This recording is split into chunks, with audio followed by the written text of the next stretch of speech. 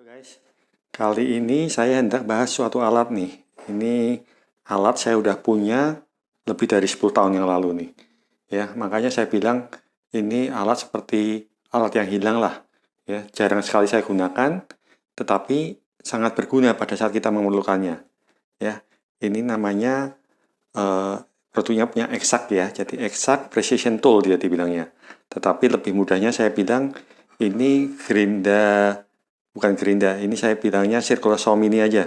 Ya, karena dia berupa blade-nya berupa lingkaran juga. Ini kita lihat aja nih. Dalamnya guys ya. Oke.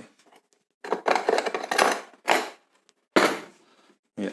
Dalamnya seperti ini guys. Ya. Jadi kalau di luarnya tadi kalau dilihat sebenarnya ada tambahan alatnya dua ini untuk penggantian bawahnya, tapi nggak ada dulu, nggak ada. Ya, jadi waktu saya beli datanya hanya berupa ini aja guys. Ya, ininya satu aja. Kelengkapannya yang pertama dia ada penghisap debunya guys ya. Jadi ada selangnya penghisap debu. Ini saya keluarin dulu.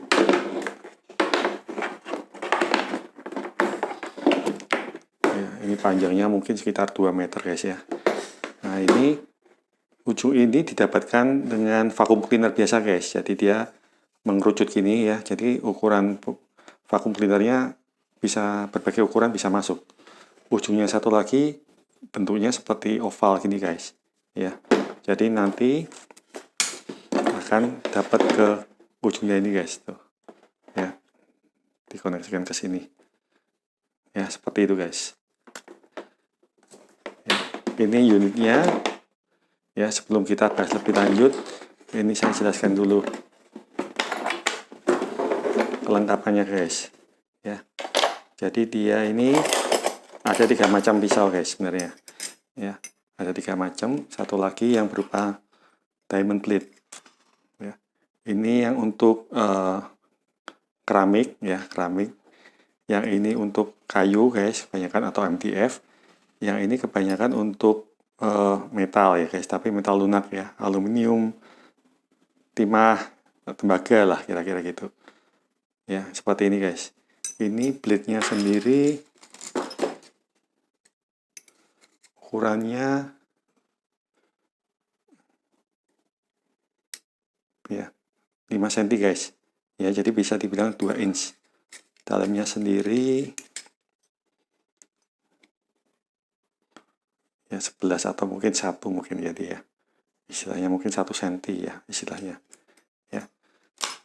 Yang diamond sendiri ya masih sama. Ukuran luarnya 5 ya, semua ukurannya 5 guys. Ya. 5 ya, 2 inch guys berarti. Ya, memang kecil guys. Nah, ini alatnya sendiri guys. Ya, modelnya ini ada penguncinya guys ya. Jadi pertama itu ini on off-nya ya, tapi kita harus tahan nih. Kalau kita lepas dia akan mati.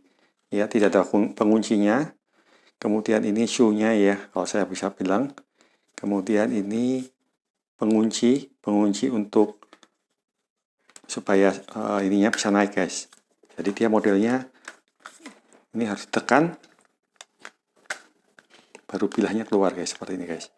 Ya. Seperti ini guys. Ya. Nah, ini untuk pengaturan kedalamannya. Ya, dia hitungannya per setengah mili nih guys sepertinya. Ya, atau per 1 cm, per 1 mili. Ya, jadi ini dibilang precision ya. Jadi ini dia memang untuk hal-hal yang kecil-kecil ya guys, dan ini presisi guys. Nah, kalau diperhatikan di sini, nah, ini ada hitungannya guys. Ya, jadi ini ada ukuran kalau kita kedalamannya guys. Jadi kalau kita setting untuk kedalaman 6 mili ya guys, berarti blade-nya tuh antara sini sampai sini guys. Nah, kira-kira seperti itu guys. Ya, jadi ini alat memang presisi. Jadi lebar blade-nya kelihatan. Kalau kita hanya setting 1 mili, berarti nanti areanya hanya sekian aja guys. Kira-kira gitu. Ya. Kemudian ini masih pakai kabel ya guys. Ya, ini yang tadi saya bilang mereknya Exact. Untuk speknya sendiri guys ya, ringkas saja guys. Nah, ini guys speknya. Ya. Jadi motornya sendiri 350 watt guys. Ya, kedalaman potongnya sampai 12 mili, 1,2 cm. RPM-nya 4000.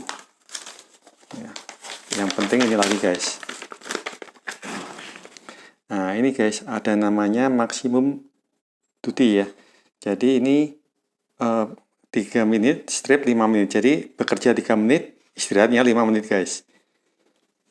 Kemudian beratnya 1,2, maksimum plate-nya 50,8. Ya, lebar plate-nya ini 2 mili. Ini saya rasa untuk yang diamond guys. Yang ini 0,75, ini untuk yang multimaterial ya. Mungkin yang untuk plastik dan lain-lain nih. Yang hitam tadi, yang ini guys. Ya. Yang ini guys. Ya, ini vibrasinya. Nah, yang ini suaranya. Ya. Seperti itu guys, kira-kira. Nah, ini kemudian untuk secara teknis saja guys ya, untuk settingan untuk bongkar pasang blade-nya guys ya. Jadi pertama, ya, ambil dulu kuncinya. Kita perlu 2 kunci guys. Ya, seperti ini. Ya, pertama kita harus buka shoe plate-nya guys. Ya, ini kalau saya pakai shoe plate ya. Kita buka di sini.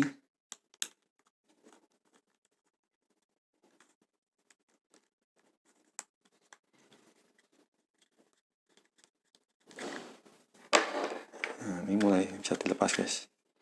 Nah, seperti ini guys. Ya, ini blade-nya. Kemudian ini untuk mengatur kedalamannya guys. Jadi kalau, nah ini nanti yang dia keluar masuk guys. Sesuai settingan di sini ya. Ya, kalau ini kita kencengin, ya ke bawahin ya berarti dia ini semakin pendek. Ya, untuk bongkarnya biasa guys, dia pakai 2 kunci ya. Satunya pakai ini guys. Ya, kita taruh di tangan gini.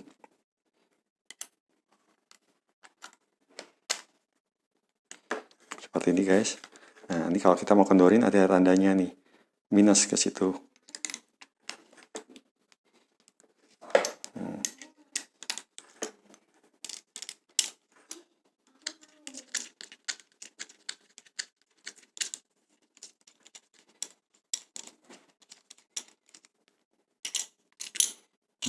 Ya guys. Ada ringnya satu. Ya, jadi ini kita ganti. Contoh kita ganti yang ini ya guys. Ini ada arahnya guys ya. Jadi jangan salah ya. Arah putarannya. Ini ada arah putarannya juga. Kita samakan. Kita pasang ringnya lagi. Untuk ngencanginnya arah berlawanan guys.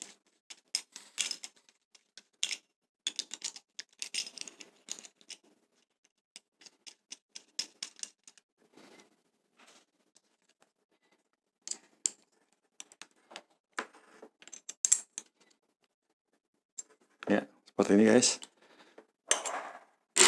Nah, ini kita pasang lagi si plate-nya.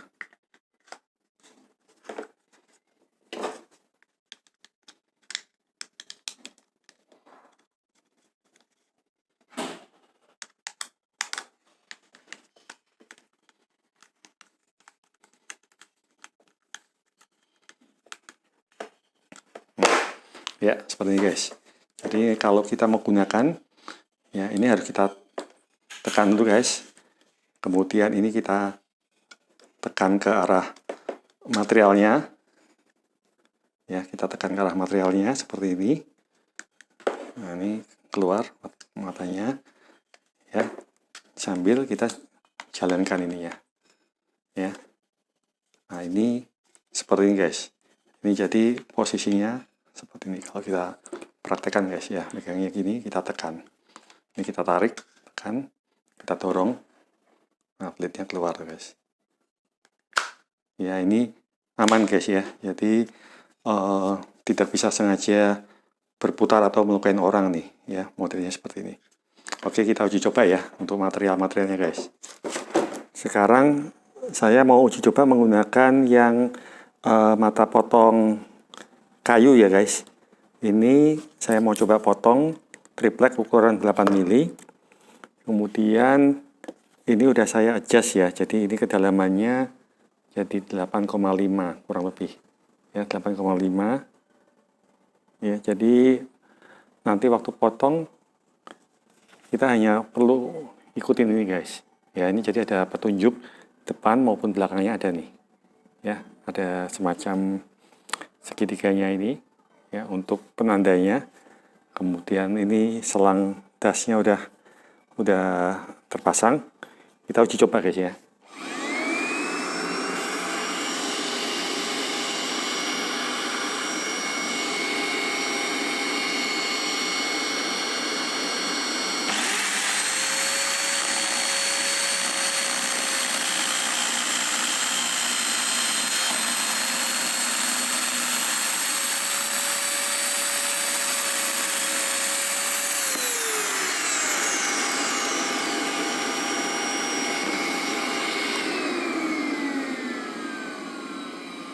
Hasilnya guys ya, jadi yang bawahnya cukup lumayan, yang atasnya kasar, tapi dari ininya ya, tadi ini awalnya guys ya, jadi terlalu nekan ke belakang, ini base-nya jadi ada guratannya nih ya, berarti tebalnya udah cukup. Sekarang saya coba yang untuk MDF guys ya. Ini kebetulan ada sisa dari lantai ya, lantai melamin ya, nanti parkit lah ya. Kita coba dulu bentar.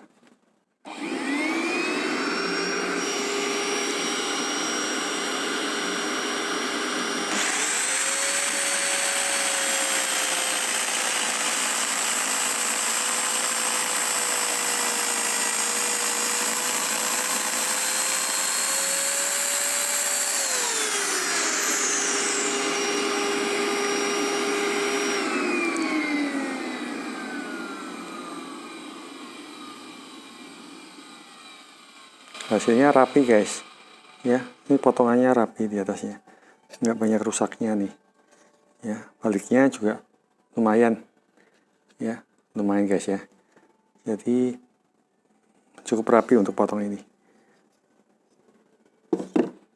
Matanya udah saya ganti ke mata metal dan plastik guys ya. Kita cuma perlu pasang lagi tutupnya.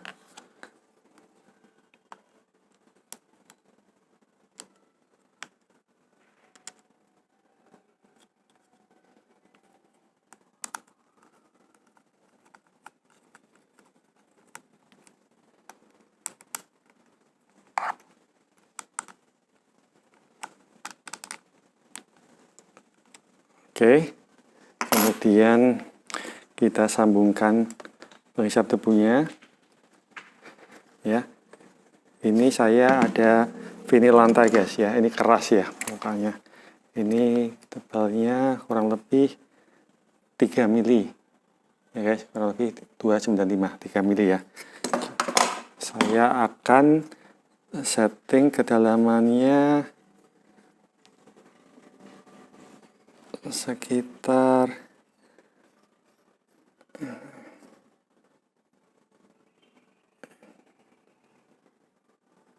mungkin sekitar 3,5 guys ya, kurang lebih 3,5. Oke, kita coba aja.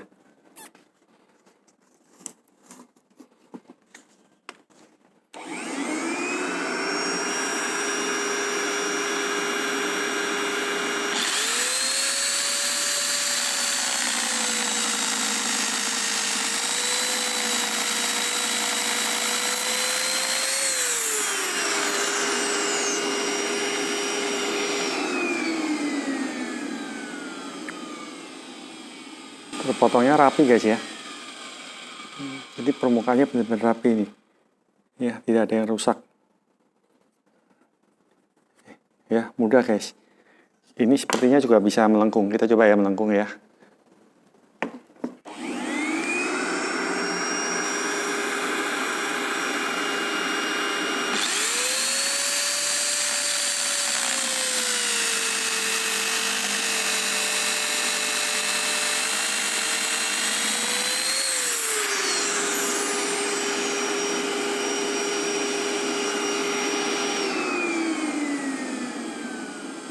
Ya masih kurang rapi guys ya kalau melengkung ya. Mungkin saya radiusnya terlalu kecil, harusnya mungkin lebih lebar radiusnya supaya hasilnya juga lebih bagus ya.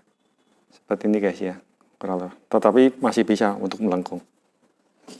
Oke, selanjutnya saya mau coba potong peralon guys ya. Ini peralon kecil aja, tebelnya 1,37 2 mili lah kira-kira ya. Ini settingannya tetap aja, cuma saya ganti ini aja guys ya, supaya mudah potongnya coba ya. Ini harusnya yang saya cerita itu, harusnya ini dia punya ada modelnya V guys, tetapi waktu saya beli nggak ada, mungkin lain model ya, nggak masuk mungkin. Oke, kita coba aja dulu.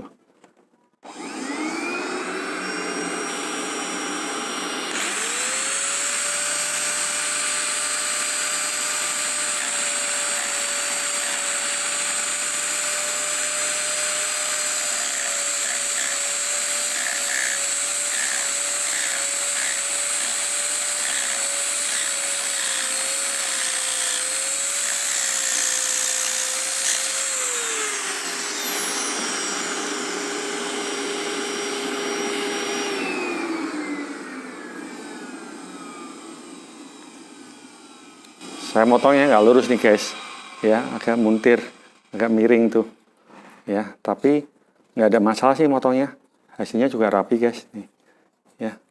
Kalau dilihat hasilnya rapi kan ya, cuma agak muntir aja nih motongnya ya, nggak ada masalah untuk peralon. Sekarang saya hendak coba potong aluminium guys ya. Ini aluminiumnya tebal ya 1 mili. 1 mili saya buat kedalamannya 1,5 mili aja guys. 1,5 mili.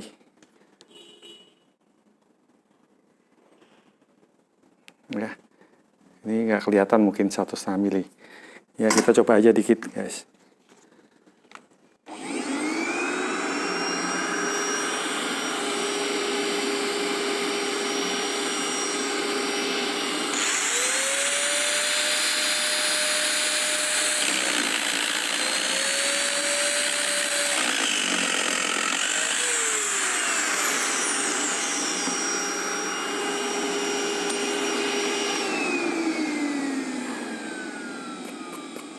Ya, cukup panas guys ya.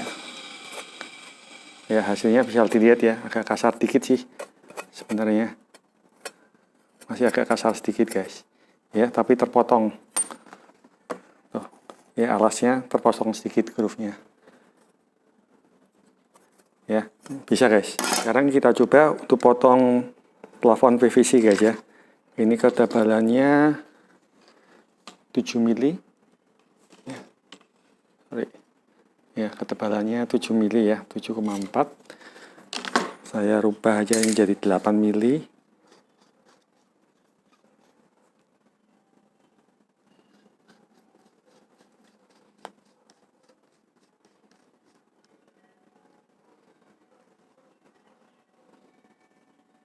Ya, 8 mili guys ya.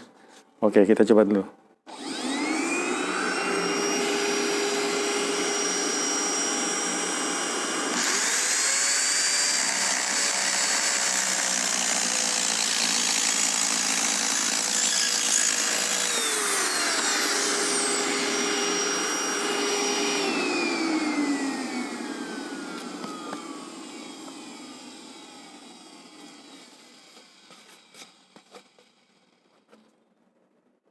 Kalau tidak hasilnya cukup kasar ya guys ya, nggak terlalu halus juga yang ini, masih ada kotorannya juga ya, dan potongannya tidak benar-benar rapi, masih ada kotorannya ya, plastik-plastiknya.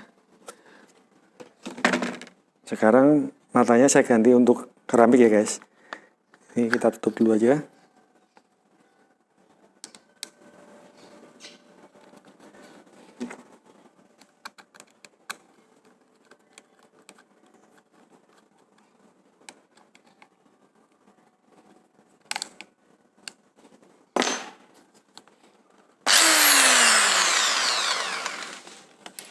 Ini keramik, tebalnya sebentar, 8,5 guys. Ya, saya buat ini maksimum aja deh. Kita buat 10 ya guys. Ini kita buat 10. Ya, kita coba dulu sekarang.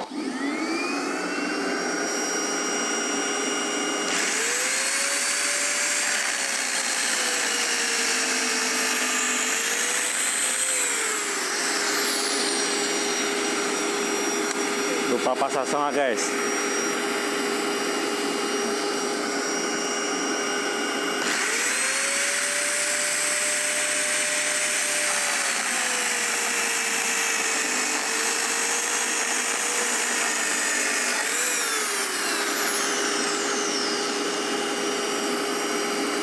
Kurang guys.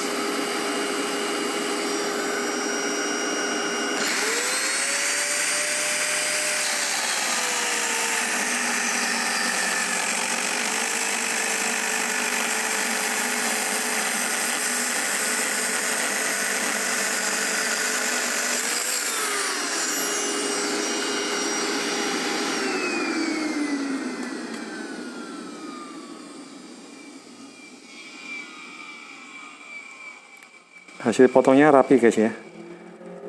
Ya, ini potong keramiknya tuh. Selanjutnya kita uji coba untuk nut guys ya.